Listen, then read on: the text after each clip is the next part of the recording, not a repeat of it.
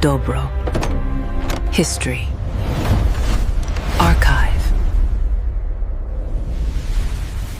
혹시 남영호라고 들어보셨나요? 1970년에 정말 끔찍한 해상 참사가 있었는데 이상하게도 수십 년 동안 거의 완벽하게 잊혔습니다. 오늘 바로 이 남영호 침몰 사건에 대해 이야기해 볼 건데요. 이게 왜 지금 우리에게 더 중요한 의미를 갖는지 한번 파헤쳐 보겠습니다. 네, 326.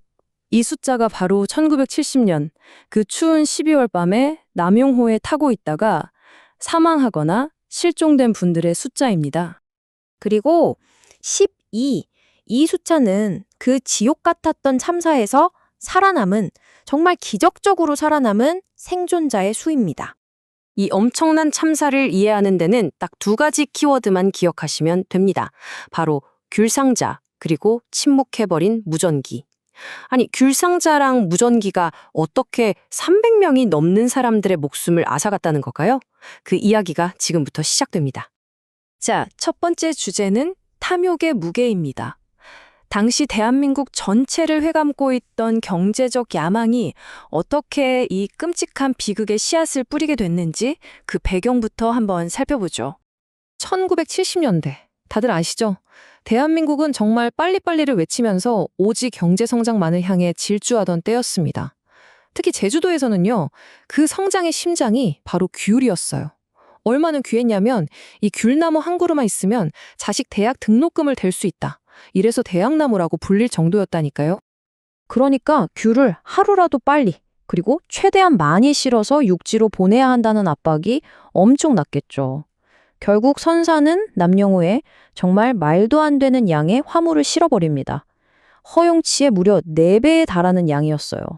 4배요? 자, 이게 무슨 말이냐면요. 무거운 귤 상자들을 전부 배 위쪽, 그러니까 갑판에다가 잔뜩 쌓아올린 거예요. 그렇게 되면 배의 무게중심이 확 올라가겠죠? 그럼 배가 어떻게 될까요? 네, 그냥 오뚜기처럼 아주 불안정하고 위태로운 상태가 되어버린 겁니다. 바로 이 지점에서 비극이 시작됩니다. 자, 상상해보세요. 배는 이미 머리가 엄청 무거워진 상태로 밤바다를 가고 있었어요. 거기에 그냥 평범한 파도 하나가 배 옆을 툭 쳤을 뿐인데 그 순간 갑판에 쌓여있던 수백 개의 귤 상자들이 와르르 한쪽으로 쏠려버린 겁니다. 그 다음은요. 배는 그대로 균형을 잃고 순식간에 뒤집혀버렸습니다. 걷잡을 수 없는 정말 비극적인 연쇄 반응이었죠. 자, 이렇게 배가 침몰하면서 비극의 두 번째 막이 오릅니다. 바로 침묵한 무전기. 배에서는 살려달라는 절박한 외침이 터져 나왔지만 아무도 응답하지 않았습니다. 배의 통신장은 칠흑 같은 어둠 속으로 마지막 희망을 담아 절박한 SOS 구조 신호를 보냅니다. 메이데이, 메이데이, 여기는 남영호, 침몰 중이다. 긴급 구조 바란다. 하지만 대한민국 해경은 응답하지 않았습니다. 당시 근무자들이 잠들어 있었던 걸로 알려졌죠. 더 충격적인 건 뭔지 아세요? 일본 해상보안청이 이 신호를 듣고 한국 측에 경보까지 보냈는데도 우리 구조대가 사고 현장에 도착하기까지 무려 12시간, 정말 고통스러운 12시간이 그냥 흘러가 버렸다는 겁니다.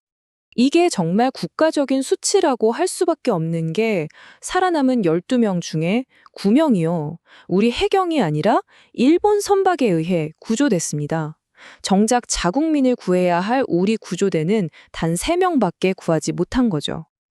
그 차디찬 바닷물 속에서 사람들은 정말 지옥을 경험했습니다. 이 생존자의 증언을 한번 보세요. 바로 옆에서 동료가 먼저 간다는 말을 남기고 저체온증으로 숨을 거두는 걸 지켜봐야 했어요. 그리고 살아남기 위한 유일한 방법은? 참 아이러니하게도 자신들이 타고 있던 배를 침몰시킨 바로 그 귤상자에 매달리는 것뿐이었습니다. 자, 세 번째 주제는 섬뜩한 메아리입니다. 이 비극은 1970년에 일어났지만 이야기는 여기서 끝나지 않아요. 사실 이 남영호 사건은요, 수십 년 뒤에 대한민국에서 벌어질 또 다른 끔찍한 비극의 섬뜩한 예고편과도 같았습니다. 이윤 때문에 위험하게 화물을 잔뜩 싣고 승객들을 버리고 저 혼자 살겠다고 탈출한 선장. 그리고 우왕좌왕하다가 결국 실패해버린 정부의 구조작전. 어떠세요? 이 이야기 어디서 많이 들어본 것 같지 않으신가요? 정말 소름이 돋을 정도입니다. 44년이라는 시간을 사이에 두고 일어난 남영호 참사와 세월호 참사. 침몰 원인부터 국가의 실패한 대응까지 마치 복사해서 붙여넣기라도 한 것처럼 똑같습니다. 이 모든 끔찍한 평행 이론 속에서 가장 우리 가슴을 아프게 하는 건 바로 선장들의 배신이죠. 두 사람 모두 수백 명의 승객을 죽음으로 내몰고 자기 목숨만 챙겨서 가장 먼저 배를 버리고 탈출했습니다. 자, 이제 이 이야기의 마지막 부분입니다. 이건 희생자들을 어떻게 그리고 어디에서 기억할 것인가에 대한 아주 길고 외로운 싸움에 관한 이야기입니다. 보세요. 참사 다음 해에 위령탑이 세워졌지만 항만 확장 공사를 한다는 이유로 바다가 전혀 보이지 않는 외딴 숲속으로 옮겨져 버립니다.